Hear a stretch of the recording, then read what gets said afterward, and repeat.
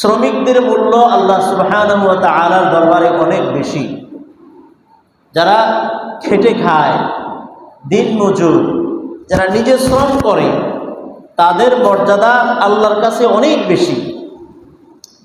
আল্লাহ পাক যারা শ্রমিক তাদেরকে ভালোবাসেন, যারা কষ্ট করে উপার্জন করে তাদেরকে আল্লাহ ভালোবাসেন। হাদিসে আসছে আল কাসিবু হাবিবুল্লাহ, যারা উপার্জনকারী তারা আল্লাহর বন্ধু। সুবহানাল্লাহ। তাহলে আল্লাহ পাক কত বেশি পছন্দ করেন উপার্জনকারীকে। শ্রমিক যারা তাদেরকে আল্লাহ পাক কত বেশি পছন্দ করেন, যারা শ্রম দেয়। শুধু রিক্সা চালক আর খেতে খামারে খেটে খাওয়া শ্রমিক নয়, সব দিকে শ্রমিক আছে। তো আল্লাহর দরবারে এটা অত্যন্ত পছন্দনীয় একটা কাজ। কাজ করাটা আল্লাহ পাক পছন্দ করেন। তো এই কাজ যারা করে তাদের বিষয়ে ইসলামে কি বলে সে বিষয়ে আমরা গত জুমায় সামান্য কিছু আলোচনা করেছিলাম। শ্রমিকদের সাথে মালিকের কেমন আচরণ হওয়া উচিত, শ্রমিকের অধিকার কি, কিভাবে করতে হবে, এভাবে হাদিসে কোরআনে অনেক কিছু আছে। যেমন আমরা কোরআন থেকে একটা ধারণা নিতে পারি যে আল্লাহ পাক শ্রমিক যারা তাদের কিভাবে মূল্যায়ন করতে হবে, কাজের কিভাবে মূল্যায়ন করতে হবে, এই বিষয়েও আমরা আলোচনা করি। সূরা কসাসের ২৭ নম্বর আয়াতে আল্লাহ পাক একটা ঘটনা উল্লেখ করেছেন। মূসা আলাইহিস সালাম এবং শুআয়ব আলাইহিস সালামের ঘটনা, এখান থেকে আমাদের একটা শিক্ষা আছে। মূসা আলাইহিস সালাম, শুআয়ব আলাইহিস সালামের মেয়ে তার বাবাকে বলল, বাবা এ তো খুব ভালো, একে আপনি একটা চাকরি দেন, কাজ দেন, শ্রমিক বা কাজ করবে, এর কাজ দেন ভালো। বাবা হলেন নবী হযরত শুআয়ব আলাইহিস সালাম, আর যিনি শ্রমিক উনি হলেন কালিমুল্লাহ হযরত মূসা আলাইহিস সালাম। তো মূসা আলাইহিস সালামের বিষয়ে সুপারিশ করতেছেন শুআয়ব আলাইহিস সালামের মেয়ে, বাবা এর একটা কাজ দিন। তখন হযরত শুআয়ব আলাইহিস সালাম বললেন, কোরআনের সূরা কসাসের ২৭ নম্বর আয়াতে আল্লাহ পাক এটা উল্লেখ করেছেন। ক্বালা, শুআয়ব আলাইহিস সালাম বললেন, কি বলছে? ইন্নী উরিদু আন উনকিহাকা ইহদা বানাতাইয়া হাতাইনি আলা আন তা'জুরনি থামানিয়া হিজাজ। হযরত শুআয়ব আলাইহিস সালাম বললেন হযরত মূসা আলাইহিস সালামকে, শুআয়ব আলাইহিস সালাম বললেন, ইন্নী উরিদু আন উনকিহাকা ইহদা বানাতাইয়া হাতাইনি, আমার দুইটা মেয়ে আছে, দুইটা মেয়ের ভিতরে একটা মেয়েকে তোমার কাছে বিয়ে দিতে চাই। মেয়েরা বলল, একে কাজ দেন। আর শুআয়ব আলাইহিস সালাম বললেন যে আমি আমার দুইটা মেয়ের ভিতরে একটা মেয়েকে বিয়ে দিতে চাই। কি পরিমাণে বিনিময় হলো? আলা তা'জুরনি থামানিয়া হিজাজ, তুমি ৮ বছর আমার কাছে কাজ করবা। কয় বছর? ৮ বছর আমার কাছে কাজ করবা। ৮ বছর কাজ করার বিনিময়ে আমি আমার দুইটা মেয়ের একটা মেয়েকে তোমার কাছে বিয়ে দিতে চাই। এখানে একটা বিষয় হলো, একটা বিনিময়, বেতন হলো কি? মেয়েকে বিয়ে দেয়া। ৮ বছর পরিশ্রমের বেতন কি? মেয়েকে বিয়ে করবো, অর্থাৎ মোহরানা সব মিলে। আবার বলতেছেন কি? ফাইন আতমামতা ১০, যদি তুমি ৮ বছরের জায়গা ১০ বছর পূর্ণ করতে চাও, ফামিন ইনদিক, সেটা তোমার ইচ্ছা, সেটা তোমার কি? ইচ্ছা। তারপর বলতেছেন ওয়ামা উরিদু আন আশুক্কা আলাইক সাতাজিদুনি ইনশাআল্লাহু মিনাস সালিহিন, যে তুমি আমাকে এই ৮ বছর যে আমার কাছে কাজ করিবা, এই ৮ বছরের ভিতরে আমাকে সালেহীন মানে নেককারের ভিতরে পাবা। মানে তোমার প্রতি আমি জুলুম করব না, তোমাকে কষ্ট দিব না, তোমার জন্য আমি সালেহ, সঠিক খালেস একজন ব্যক্তি হিসাবে থাকব। এখান থেকে আমাদের দুইটা বিষয় আমরা শ্রমিকদের বিষয় বুঝতে পারি। একটা হলো, এখানে বলছে মেয়ে বিয়ে দিবে, ঠিক ভালো কথা, কিন্তু বেতন নির্ধারণ করে দিয়েছে, আলা তা'জুরনি থামানিয়া হিজাজ, যে তুমি ৮ বছর কাজ করবা, এটার বেতন, এটার বিনিময় হবে কি? মেয়ে বিয়ে দেয়া। আর একটা বিষয় হলো সাতাজিদুনি ইনশাআল্লাহু মিনাস সালিহিন, আমাকে তুমি সঠিক এবং সৎ একজন ব্যক্তি পাবা তোমার বিষয়ে, অর্থাৎ তোমাকে আমি কষ্ট দিব না 8 বছর বা 10 বছরে। এখানে হলো 1 নম্বর হলো বেতন ঠিক করে নেওয়া। শ্রমিকের বেতন কি করা? ঠিক করা, নির্ধারণ করা এবং যথাসময়ে তা আদায় করা। শ্রমিকের বেতন নির্ধারণ করতে হবে এবং তা যথাসময়ে আদায় করা। তো শ্রমিকের বেতন নির্ধারণ এবং যথাসময়ে আদায় করা সম্পর্কে অসংখ্য হাদিস আছে। ইবনে মাজার হাদিস আছে, মেশকাত শরীফে হাদিস আছে। বিশ্বনবী সাল্লাল্লাহু আলাইহি ওয়াসাল্লাম বলেন, আ'তুল আজীর আজরা ক্বাবলা আন ইয়াজিফা আরাকু। তোমাদের শ্রমিক যারা আছে তাদের ঘাম শুকানোর পূর্বে তাদের বিনিময় তোমরা আদায় করে দাও। কেউ যদি তোমার কাজ করে তার শ্রমের বিনিময় তার ঘাম শুকানোর পূর্বে আদায় করে দাও। এটার অর্থ হলো, অর্থাৎ যথাসময়ে তার বেতন দিয়ে দেয়া, যথাসময়ে বেতন দিয়ে দেয়া। আপনার ঘুরানো যেন টালমটল না করা হয় শ্রমিককে, অথবা আপনার মাসিক যদি হয় মাস শেষ সাথে সাথে বেতন দিয়ে দেয়া, তারপরে যদি ডেলি হয় ডেলিটা ডেলি দিয়ে দেওয়া, সাপ্তাহিক হলে সাপ্তাহিকটা সপ্তাহে দিয়ে দেওয়া, অর্থাৎ যথাসময়ে তার বেতন পরিশোধ করা। এটা হলো ইসলামের শিক্ষা। শ্রমিকদের ব্যাপারে আল্লাহ পাক কত সুন্দর কথা বলেছেন। অথচ দেখা যায় অনেক মানুষ আছে কাজ করায় কিন্তু টাকা দেয় না, শ্রমিককে ঠিকমতো টাকা দেয় না। দেখেন গার্মেন্টস শ্রমিকরা আছে, মালিকরা কি করে মাসকে মাস টাকা বেতন আটকিয়ে রাখে। তো তাদের বিষয় হলো, তাদের যদি মাসিক বেতন হয় মাসেরটা মাসে পরিশোধ করা। এটা হলো ইসলামের শিক্ষা। যারা পরিশোধ না করবে তারা জালেম হবে, জালেম, আর শ্রমিকরা মাজলুম থাকবে। এই জন্যে যাতে করে কোনো শ্রমিক মাজলুম হতে না হয়। মাজলুমের দোয়া বিফলে যায় না। মাজলুম যদি আল্লাহর কাছে কোনো ফরিয়াদ করে ওই মালিক ধ্বংস হবে, ওই মালিক আর মালিক থাকবে না। এই জন্যে শ্রমিকের বেতন যথাসময়ে আদায় করা। মালিক যারা আছে প্রতিটা ফ্যাক্টরি বলেন, প্রতিটা সেক্টরের বলেন, প্রতিটা ক্ষেত্রে মালিকরা তাদের শ্রমিকের বেতন যথাসময়ে আদায় করতে হবে। আদায় করলেই ইসলাম তাদেরকে সাপোর্ট করবে, আরো বরকত দান করবে। এটা হলো একটা বিষয়। আরেকটা বিষয় আমরা দেখতে পারি, প্রবাসী ভাইরা, প্রবাসী ভাই যারা আছে তারা অনেক সময় আজকে মাসকে মাস কাজ করে কিন্তু কফিলটাকে টাকা দেয় না। আমরা অনেকের সাথে শুনি, ভাই 1 মাস কাজ করছি এখনো টাকা দেয় না। অনেক সময় আছে টাকা দেয় না, কাজ করতেই থাকে, ওই টাকা ফিসের টাকাগুলো পাওয়ার আশায়, কিন্তু দেখা যায় কাজে করে টাকা পায় না। এই শ্রমিকদের বেতন, এই শ্রমিকদের প্রবাসী যে যোদ্ধা, এরা আমাদের দেশের জন্য করতেছে, ফ্যামিলির জন্য করতেছে, তাদের বেতনগুলো যে আটকিয়ে দিচ্ছে, কফিল বলেন বা বাংলাদেশি ফোরম্যান বলেন, যারাই বলেন, যারা এই কাজগুলোতে জড়িত আছে, তাদের শাস্তি অবধারিত। দুনিয়াতেও শাস্তি পাবে, আখিরাতেও শাস্তি পাবে। মা বাবা, স্ত্রী পুত্র নিজের মাতৃভূমি ছেড়ে প্রবাসে গিয়ে তারা কাজ করতেছে, অথচ তাদের সেই টাকাগুলা রক্ত ঘাম ঝরা টাকাগুলা তারা মেরে দিচ্ছে, টালমটল করছে, ঘুরাচ্ছে। এই শ্রমিকরা যারা প্রবাসী ভাইরা টাকা পাচ্ছে না, তারা মাজলুম। তারা যদি আল্লাহর কাছে দোয়া করে, আল্লাহ পাক তাদের দোয়া কবুল করবেন, তাদের দোয়া বিফলে যাবে না। আবার যারা টাকা ঘুরাচ্ছে তাদের শাস্তি অবধারিত। এই জন্য যারা মালিক পক্ষ আছে তাদেরকে হুঁশিয়ার হতে হবে, যাতে করে শ্রমিকদের বদদোয়া না হয়, আর শ্রমিকরাও চেষ্টা করবে তাদের কাজকে পরিপূর্ণভাবে আদায় করা। এটা হলো একটা বিষয়, বেতনের বিষয়।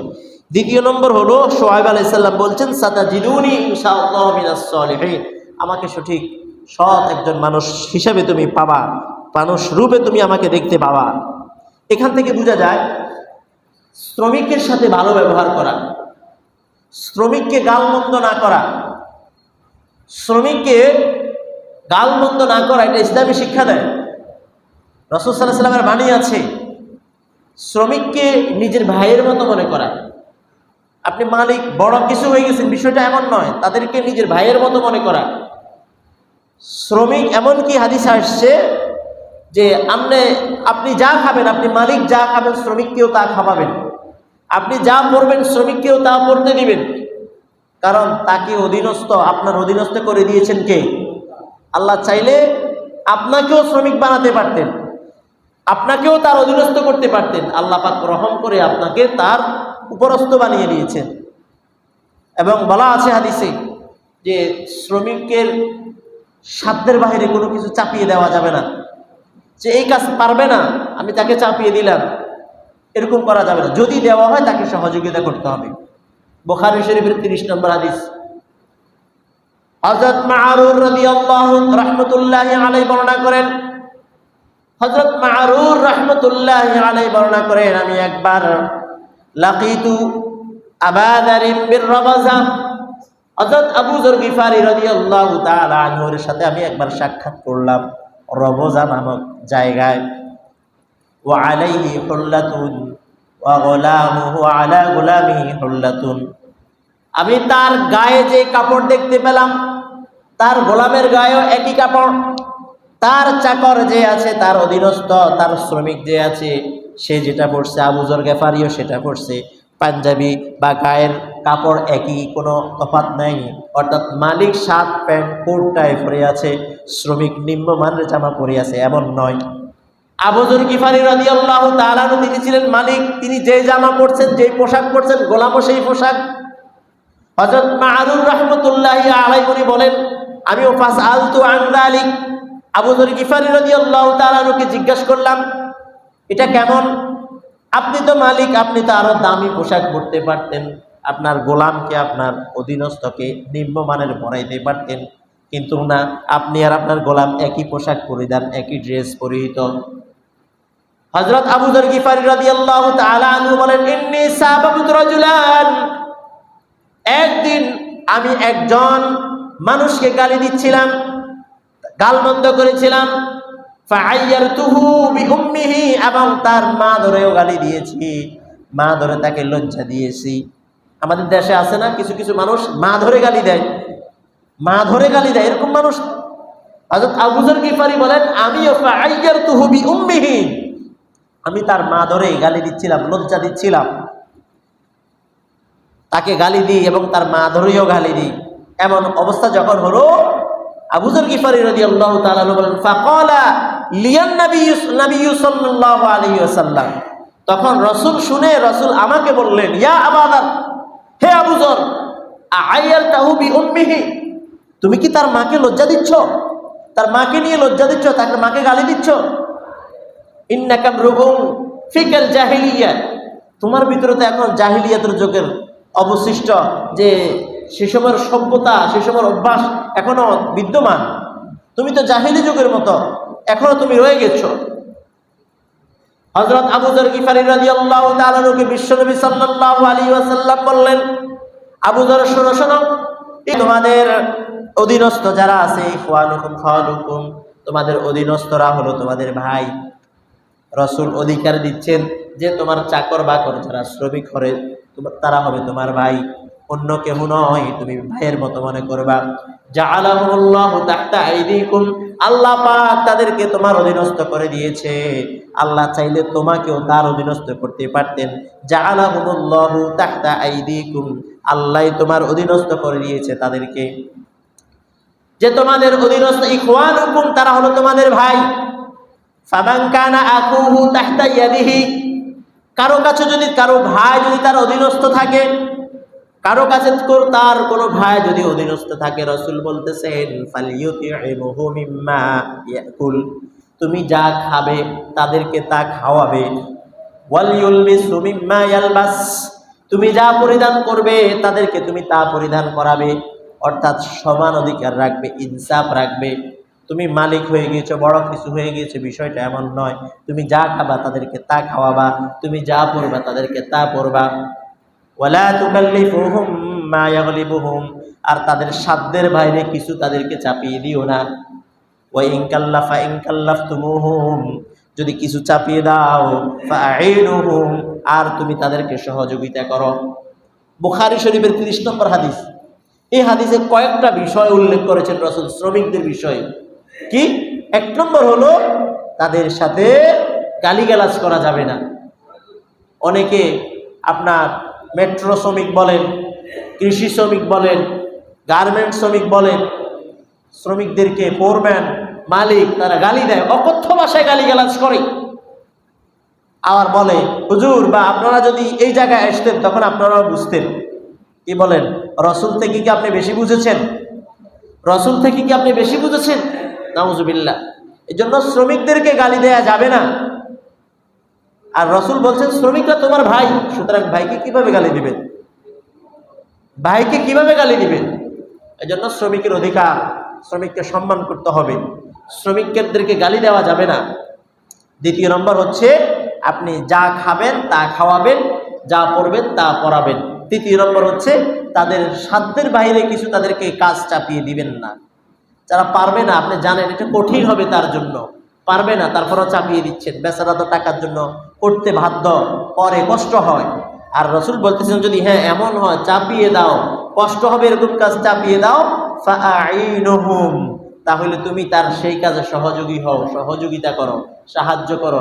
অর্থাৎ বস্তা একটা 2 মনের, বস্তা একটা বড়, এই বস্তা একটা তাকে উঠাতে দিছ, পারবে না জানো, তখন যদি উঠাইতেই হয় তাহলে কি করবা, তার সাথে ধরো, সহযোগিতা করো, তুমি সহ ধরে এটা এখান থেকে ওখানে নাও, সহযোগিতা করো। এই শিক্ষা দিয়েছেন কে? রাসূলুল্লাহ সাল্লাল্লাহু আলাইহি ওয়াসাল্লাম। এই যে মালিক শ্রমিকের এই নীতিগুলো যদি আপনারা আমাদের দেশে বিশ্বে অবলম্বন করে, তাহলে শ্রমিকরা আন্দোলন করতো না, শ্রমিকের আন্দোলনের প্রয়োজন হতো না, মালিকদের অভাব হতো না, আর গার্মেন্টসগুলা কারখানাও বন্ধ হতো না, বরকত আর বরকত হতো। এই যে কারখানাগুলো একের পর এক বন্ধ হয়ে যায় মালিক শ্রমিকের এই অসদাচরণের কারণে। মালিকরাও শ্রমিকদের প্রতি কি করতে হবে? সদাচরণ করতে হবে। বুখারী শরীফের 30 নম্বর হাদিসের এই নীতিগুলো অবলম্বন করতে হবে। অনেক সময় আছে শ্রমিকরা ভুল করে, শ্রমিকরা ভুল হয়, ভুল হলে এই অনেক রকমের গাল মন্দ করা হয়, অনেক রকমের কি করা হয়, থ্রেট দেওয়া হয় বা তিরস্কার করা হয়। এই বিষয়ে রাসূলুল্লাহ সাল্লাল্লাহু আলাইহি ওয়াসাল্লাম বলেছেন, আবু দাউদের হাদিস, হযরত আব্দুল্লাহ ইবনে আমর রাদিয়াল্লাহু তাআলা আনহু বর্ণনা করেন, 5164 নম্বর হাদিস, যে একজন ব্যক্তি রাসূলের কাছে আসে, যা রাজুলুন ইলা নবী সাল্লাল্লাহু আলাইহি ওয়াসাল্লাম, একজন ব্যক্তি রাসূলের কাছে এসে বললেন, ইয়া রাসূলুল্লাহ কামনা আফু আনিল খাদেম, আমরা আমাদের অধীনস্থ খাদেম যারা আছে, কর্মচারী যারা আছে, তাদেরকে কতবার ক্ষমা করব? তাদেরকে কতবার ক্ষমা করব? ফাসমাতা, রাসূলকে যখন একবার প্রশ্ন করছে রাসূল চুপ রইলেন। সুম্মা আআদা আলাইহিল কালাম, সে তার কথাকে আবার ধরাইলো, আবার দ্বিতীয়বার জিজ্ঞেস করলো, ইয়া রাসূলুল্লাহ আমাদের খাদেম শ্রমিক যারা আছে, কর্মচারীদেরকে কতবার ক্ষমা করব? রাসূল দ্বিতীয়বারও চুপ রইলেন।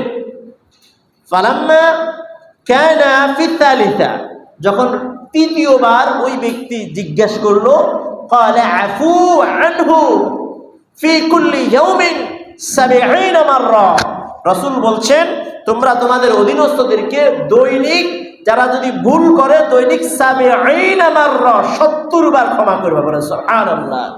কয়বার? কথা বলেন, কয়বার? 70 বার যদি ভুল করে 70 বার পর্যন্ত ক্ষমা করবেন। আর আমাদের শ্রমিকরা যদি একবার ভুল করে, শ্রমিকরা কর্মচারী যদি একবার ভুল করে, আমরা কত রকমের কত পেঁচাল করি, গালি দিই, কত আমরা কি কথায় খারাপ করি, খারাপ কথা বলি। অথচ রাসূল বলতেছেন যদি কোনো শ্রমিক কোনো কর্মচারী ভুল করে, ভুল করলেও তাকে গালি দিও না, ভুল করলে তুমি তাকে মাফ করবা। আর এই মাফ করতে করতে কতবার? বলতেছেন ফি কুল্লি ইয়াউমিন, প্রতিদিন তাকে 70 বার মাফ করবা। সুবহানাল্লাহ। তার মানে একজন ব্যক্তি যদি 70 বার ভুল করে তাহলে 70 বার তাকে মাফ করবে। দেখেন শ্রমিকদের মর্যাদা আল্লাহ পাক কত বেশি দিয়েছেন, শ্রমিকদেরকে সম্মান আল্লাহ পাক কত বেশি দিয়েছেন। এমনি আল কাসিবু হাবিবুল্লাহ হয় নাই, শ্রমিকরা আল্লাহর বন্ধু এমনিতেই হয় নাই।